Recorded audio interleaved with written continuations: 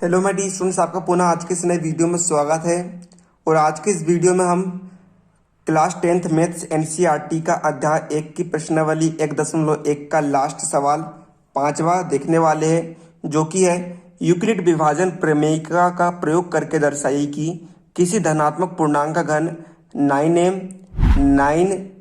Plus 1 या 9m+8 के रूप का होता है। यहाँ पर हमें यूक्लिड विभाजन का प्रमेय का प्रयोग करके हमें दर्शाना है कि जो धनात्मक पूर्णांक का जो घन होता है वह 9m/1 या 9m/8 के रूप का होता है। तो आइए हम इस सवाल को हल करते हैं। तो देखिएगा आप यहाँ पर आपको क्या दिया है, आपको यहाँ पर दिया है धनात्मक पूर्णांक का घन 9m, 9m/1, 9m/8। तो देखिएगा हम क्या करेंगे, यहाँ पर आपको घन दिया है तो हम इसका निकालेंगे घनमूल, है ना। यहाँ पर आपका भाजक क्या है, भाजक है आपका 9। तो 9 का घनमूल क्या होगा, 9 का घनमूल होगा आपका 3 होगा, है ना। कितना होगा आपका 3 होगा। तो देखिएगा आप यहाँ पर, जैसा कि आप यहाँ पर देख सकते हैं, 3 को यदि हम 3 में यदि हम भाजक a से भाग दे तो भागफल आता है q और शेषफल आ जाता है आपका r। यानी कि इसमें आपका भाजक कितना है, भाजक आपका दिया है, भाजक बराबर से होगा आपका 3, हम मान लेंगे। 9 का हमने घनमूल निकाल लिए। फिर हम यहाँ पर लिखते हैं माना भागफल। यूक्लिड विभाजन प्रमेय में भागफल कितना होता है, q होता है। और फिर देखिएगा आप यहाँ पर क्या दिया है, धनात्मक पूर्णांक। सवाल से धनात्मक पूर्णांक, या फिर हम इसे भाज्य भी कह सकते हैं, इसे हम a मान लेते हैं तथा शेषफल को हम r मान लेते हैं। अब देखिए हम लगाते हैं यूक्लिड विभाजन प्रमेयिका से क्या होती है, यूक्लिड विभाजन प्रमेयिका भाज्य बराबर से भाजक गुणित भागफल धन शेषफल। तो यहाँ पर भाज्य a बराबर से भाजक 3 गुणित भागफल q धन शेषफल r। इसको आप दे देंगे समीकरण 1। अब देखिए जो r का मान होगा, r का मान यानी शेषफल का मान हमेशा भाजक के मान से कम होता है, यानी कि छोटा होता है। तो हम यहाँ पर लिखेंगे समीकरण 1 में r का मान 3 से छोटा होगा, यानी कि क्या हो सकता है, 0 हो सकता है, 1 हो सकता है और 2 हो सकता है। तो 0, 1, 2 रखने पर तो सबसे पहले हम लेंगे प्रथम स्थिति। तो हम यहाँ पर लिखेंगे प्रथम स्थिति, है ना। प्रथम स्थिति में r का मान 0 रखने पर, समीकरण 1 में 0 रखने पर तो क्या आएगा, देखिए r का मान यदि हम समीकरण 1 में 0 रखेंगे तो क्या होगा, a बराबर से 3q धन r का मान कितना 0। तो r का मान 0 है तो उसकी कुछ वैल्यू नहीं है, तो हम इसे नहीं लिखेंगे, तो हम लिख देंगे सीधा a बराबर से 3q। अब सवाल में हमें क्या कहा जा रहा है कि धनात्मक पूर्णांक का घन, तो हम क्या कर देंगे, हम यहाँ पर इन दोनों पक्षों का हम यहाँ पर घन कर देंगे। तो हम यहाँ पर लिखेंगे दोनों पक्षों का घन करने पर, तो हम यहाँ पर दोनों पक्षों घन कर देंगे। तो देखिए ये हो गया a का घन यानी a की घात 3, और ये हो गया 3q का होल घात 3। तो हम आगे से और सोल्व करते हैं। तो देखिएगा a की घात 3 बराबर से 3 की घात 3 यानी 3 गुणित 3 गुणित 3। तो 3 का घन कितना होता है, 3 का घन होता है 27 इंटू क्यू की घात 3, क्यू का घन यानी क्यू की घात 3 हो जाएगी। अब देखिएगा यहाँ पर हम 27 क्यू की घात 3 में से हम 9 कॉमन ले सकते हैं, तो हमने यहाँ पर 9 कॉमन ले लिया, तो अंदर के बचेगा 9 तिया 27, 9 तिया 27, 3 लिख दिए, क्यू की घात 3। तो यहाँ पर क्या आएगा, है ना। तो अभी हम यहाँ पर क्या करेंगे, यहाँ पर हम जो 3 क्यू की घात 3 है ना, यहाँ पर हम 3 क्यू की घात 3 को हम m के बराबर मान लेंगे, यानी कि आला पद क्या हो जाएगा, m के बराबर हो जाएगा। तो आपका क्या आएगा, a की घात 3 बराबर से क्या आएगा, प्रथम स्थिति में 9 और ये आला पद हो गया m, तो a की घात 3 बराबर से क्या आएगा, 9m आ गया। ये आपका प्रथम स्थिति हो गई। इसके बाद देखिएगा हम लेंगे द्वितीय स्थिति।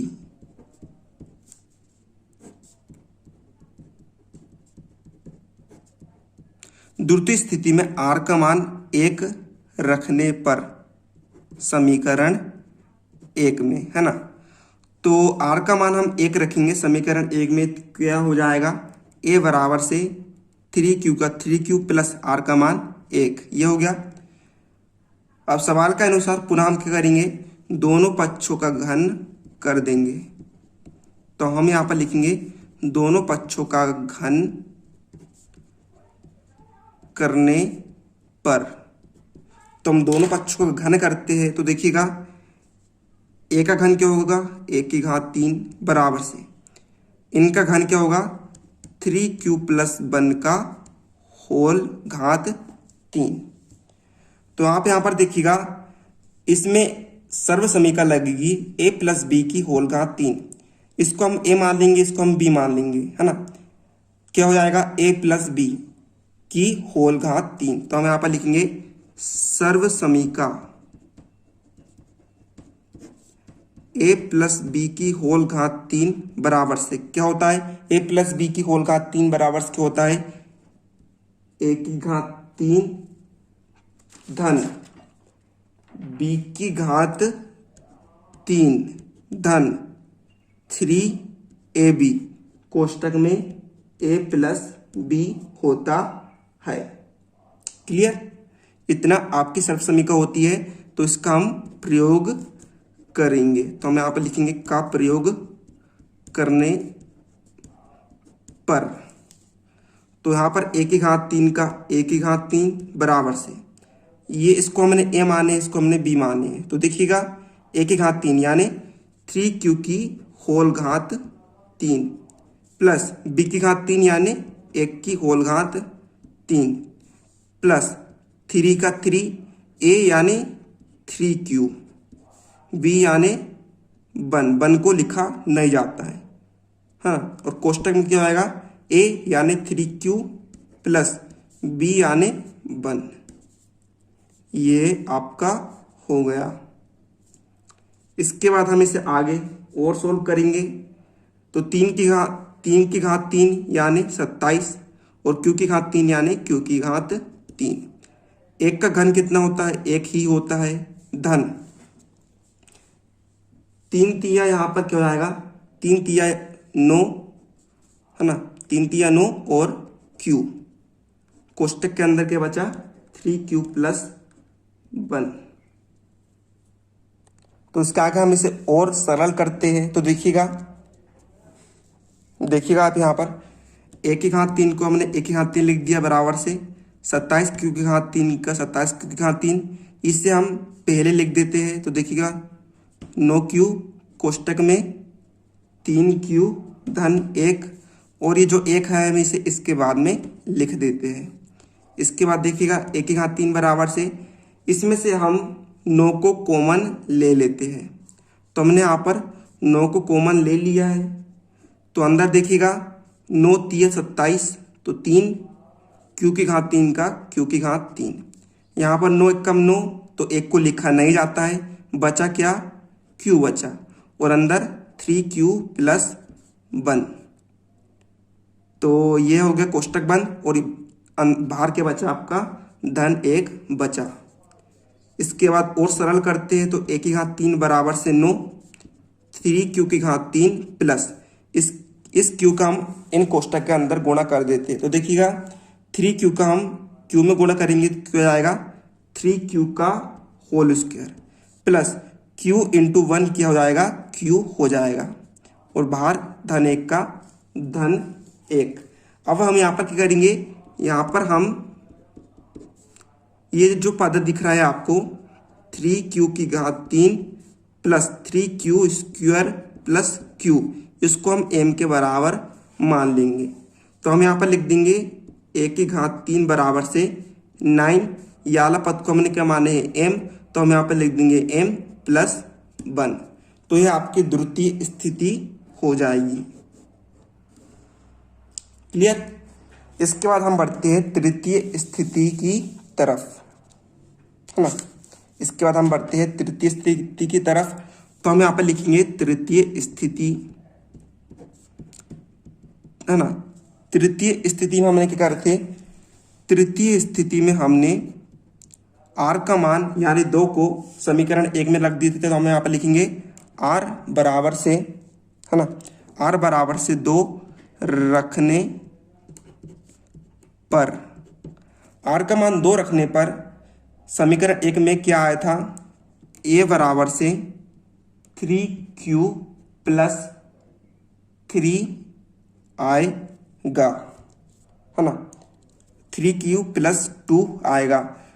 सवाल के अनुसार हम पुनः क्या करेंगे, दोनों पक्षों का घन कर देंगे। तो देखिएगा दोनों पक्षों का हम घन करेंगे तो a का घन क्या होगा, a की घात 3 बराबर से 3q प्लस 2 का घन करेंगे तो क्या आएगा 3q प्लस 2 की होल घात 3। तो a की घात 3 का a की घात 3, है ना। अब देखिए इसको हम a मान ले रहे हैं और इसको हम b मान ले रहे हैं, है ना। 3q को हमने माने a और 2 को माने हमने b, तो क्या आएगा a प्लस b की होल घात 3। तो यहाँ पर एक सर्व समीका लग जाएगी, ऊपर वाली सर्व समीका a प्लस b की होल घात 3 बराबर से a की घात 3 धन b की घात 3 धन 3ab कोष्टक में a प्लस b का प्रयोग करने पर। तो यहाँ पर a की घात 3 का a की घात 3 ही रहेगा।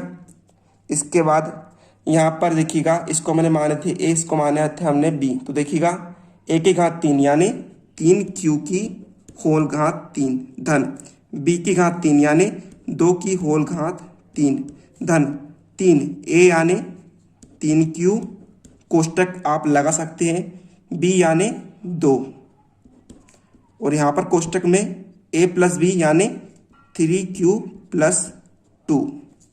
आगे सोल्व करेंगे हम और तो a की घात 3 बराबर से 3 की घात 3 यानी 3 गुणित 3 गुणित 3 बराबर से क्या आएगा 27 हो जाएगा और q का घन यानी q की घात 3 धन 2 की घात 3 कितना होता है 8 होता है धन 3 तिया 9, 9 दूनी 18, 18q यहाँ पर हो गया।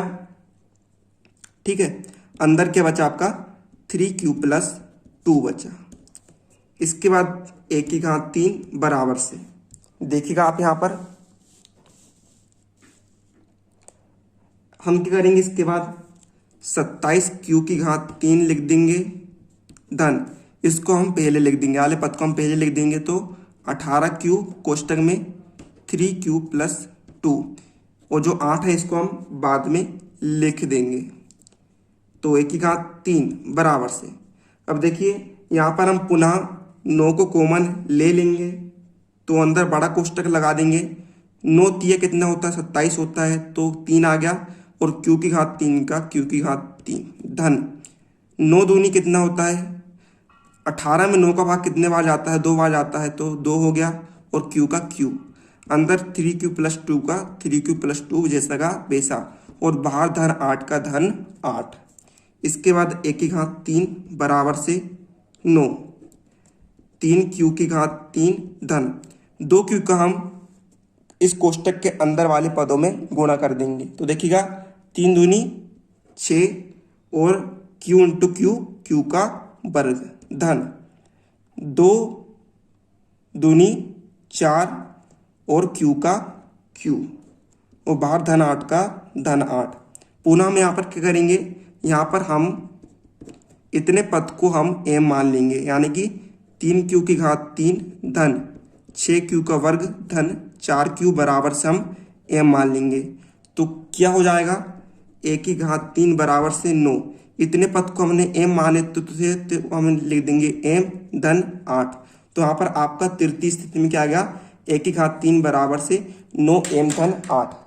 तो आपका फाइनल आंसर है ना, आपको यही सिद्ध करना था, आपको दर्शाना था कि धनात्मक पूर्णांक का मान क्या होता है, 9m, 9m धन 1 और 9m धन 8 होता है। तो देखिए हम यहाँ पर लिख देंगे, अतः धनात्मक पूर्णांक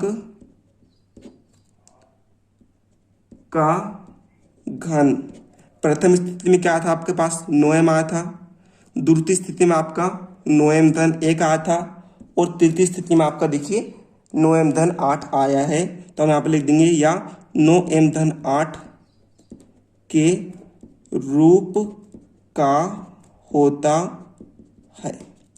तो यह आपका आंसर हो जाएगा। तो उम्मीद है आप सभी को ये सवाल समझ में आ गया होगा। आप इसका नोट्स बना सकते हो, आप इसका स्क्रीनशॉट ले सकते हो। यदि आपको वीडियो पसंद है, वीडियो को लाइक कर दीजिएगा। मिलते हैं हम आपको इसके नेक्स्ट टॉपिक में, इसके बाद हम नेक्स्ट टॉपिक देखेंगे इस अध्याय का। तो उम्मीद है आप सभी को समझ में आएगा, वीडियो लाइक कर दीजिएगा।